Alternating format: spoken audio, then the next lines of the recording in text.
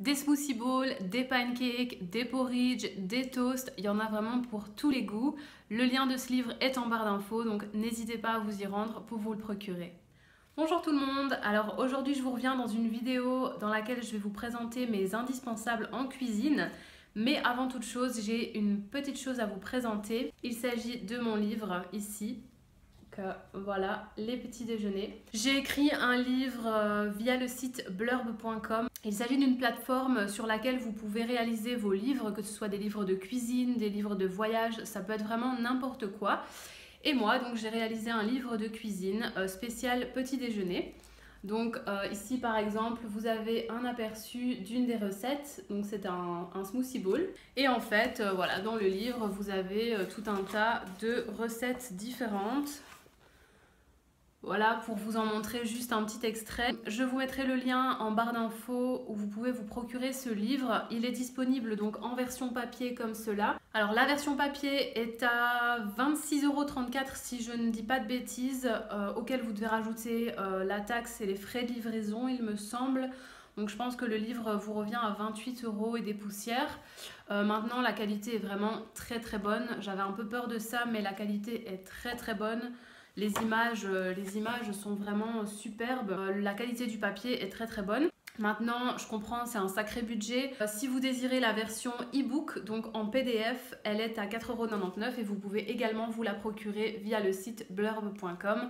Je vous laisserai tout ça en barre d'infos, donc n'hésitez pas à aller vous le procurer, ça me ferait vraiment très plaisir. Dans cette vidéo, je vais vous présenter mes 10 indispensables en cuisine. J'espère que la vidéo vous plaira et je vous laisse tout de suite avec la suite. Mon premier indispensable en cuisine, c'est tout simplement les bananes. Pourquoi les bananes? Eh bien les bananes, c'est très sain, très nourrissant, c'est très calorique, mais en fait, ça ne nous fait pas grossir. Et c'est un super bon snack quand vous avez un petit creux. N'hésitez surtout pas à prendre une banane. Voilà, vous ne pourrez pas culpabiliser en mangeant une banane, c'est pas possible. Deuxième indispensable en cuisine, c'est les flocons d'avoine. Je peux pas m'en passer, c'est mon petit déjeuner passe-partout en fait. Les flocons d'avoine sont riches en fibres et ils aident à réduire le bon cholestérol. Donc franchement, quand vous ne savez pas quoi faire pour le petit déjeuner, un porridge avec un peu de sirop d'agave, un peu de cannelle, pourquoi pas des fruits, voilà, ce que vous voulez. Vous retrouverez plein de recettes de porridge dans mon e-book, donc n'hésitez pas si vous êtes en manque d'inspiration. Et vous retrouverez également une recette de biscuits aux flocons d'avoine et à la banane dans une de mes vidéos que je vous laisserai ici en haut quelque part. Donc n'hésitez pas à aller regarder tout ça. En numéro 3, nous avons les fameuses graines de chia, ou graines de chia, à vrai dire, j'en sais rien. Les graines de chia, elles sont riches en fibres, elles sont riches en protéines. Vous avez quand même 17 grammes de protéines pour 100 grammes. Vous pouvez les saupoudrer sur vos salades, pourquoi pas, dans vos smoothie bowls, encore une fois sur les porridge, sur des pancakes. Vraiment, faites-vous plaisir, c'est de la bombe. Alors un autre indispensable que je ne vais pas vous montrer ici en visuel parce qu'ils sont dans mon congélateur, ce sont les fruits surgelés. J'utilise en général des fruits rouges surgelés ou des mangues surgelées. C'est hyper pratique dans les smoothies ou dans les smoothie bowls d'une manière générale. Surtout quand les fruits ne sont pas mûrs ou bien qu'on est en manque de fruits tout simplement chez soi. Les fruits surgelés, c'est vraiment top à avoir de côté dans son congélateur. On en met une bonne poignée dans un smoothie, on mixe le tout et voilà, c'est prêt en 2 minutes. En plus, à l'heure actuelle, il en existe de toutes sortes. On peut avoir des ananas surgelés, comme je disais, des mangues surgelées, des fraises, des myrtilles. Il y a vraiment de tout et ça coûte moins cher aussi. En numéro 5, nous avons le sirop d'agave, bio ou pas d'ailleurs, hein, peu importe. Le sirop d'agave a un haut pouvoir sucrant, c'est un super substitut au sucre industriel.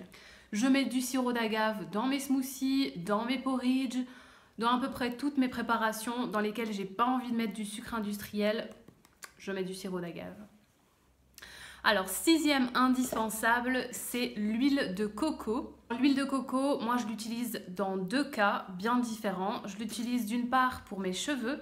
J'en applique une noisette que je fais fondre au micro-ondes 1 fois par semaine sur toutes mes longueurs. Ça me laisse les cheveux tout doux et tout soyeux. Et d'autre part, j'utilise l'huile de coco pour la cuisson tout simplement. L'avantage de l'huile de coco, c'est qu'elle est inodore. Donc vous pouvez l'utiliser dans n'importe quel type de plat.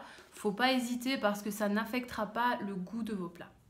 On arrive tout doucement à la fin. Je dois encore vous parler des noix ou des amandes, hein, peu importe. Les noix, les amandes, les noix du Brésil, les noisettes, voilà, toutes les noix que vous voulez. C'est un super bon snack quand vous avez un petit creux. Les noix, ça vous permettra de ne pas culpabiliser. Et en plus, elles sont riches en bonnes graisses et elles sont riches en protéines également. Donc voilà, c'est mon snack indispensable pour zéro culpabilité. On continue avec un aliment un peu moins sain mais qui est super bon, c'est le beurre de cacahuète. Alors le beurre de cacahuète, c'est beaucoup plus gras, c'est un peu moins sain, mais c'est une bonne source de graisse tant qu'on n'en abuse pas. Sincèrement, une petite cuillère de beurre de cacahuète pour tremper des rondelles de banane ou de pommes, ou bien un petit peu de beurre de cacahuète sur des toasts, ça fera de mal à personne, donc n'hésitez pas à vous faire plaisir de temps en temps. Mon avant-dernier indispensable en cuisine, les pâtes. Que ce soit des spaghettis, des penne, des farfales, des lasagnes, n'importe quelle pâte, je kiffe trop ça. Les pâtes, je pourrais en manger du matin au soir tellement j'aime ça. Il y a tellement de recettes diverses et variées que voilà, c'est impossible de tomber à court d'idées. Les pâtes, c'est un super féculent et sincèrement, je préfère encore ça aux pommes de terre, au riz, vraiment. Les pâtes, c'est mon indispensable. Mon dernier indispensable, c'est le lait végétal. Alors, lait de soja ou bien lait d'amande, ce sont mes deux préférés, ceux que j'utilise le plus souvent. Le lait végétal, il est riche en calcium. Il n'y a pas besoin de lait de vache pour avoir un apport en calcium. Le lait végétal, il est très bon à ce niveau-là aussi. Riche en B2, en B12 et en vitamine D. Donc c'est top. Donc ça, c'est pour le lait de soja. Et pour le lait d'amande, ça vous apporte un petit goût supplémentaire, je pense, pour... par exemple, dans des puddings de chia ou dans des smoothie bowls, ça apporte une petite touche supplémentaire. Maintenant, il y en a tellement de sortes, vous pouvez vous faire plaisir avec du lait de riz, du lait d'avoine. Enfin, franchement, trouvez celui qui vous convient et ne le lâchez plus. Voilà, c'est tout pour cette vidéo. J'espère qu'elle vous aura plu. N'hésitez pas à me donner vos idées aussi d'indispensables en cuisine. Alors bien sûr, j'ai dû choisir entre tous les aliments que j'utilise au quotidien. J'en ai sélectionné 10, c'était pas évident. Évidemment, il y en a d'autres, mais je dirais que ceux-là, c'était vraiment les plus importants, ceux dont je pourrais vraiment pas me passer. Donc voilà, n'hésitez pas à me donner vos idées également. Et moi, je vous dis à très bientôt dans une prochaine vidéo. Ciao! Inspiration et en manque d'inspiration, et voilà.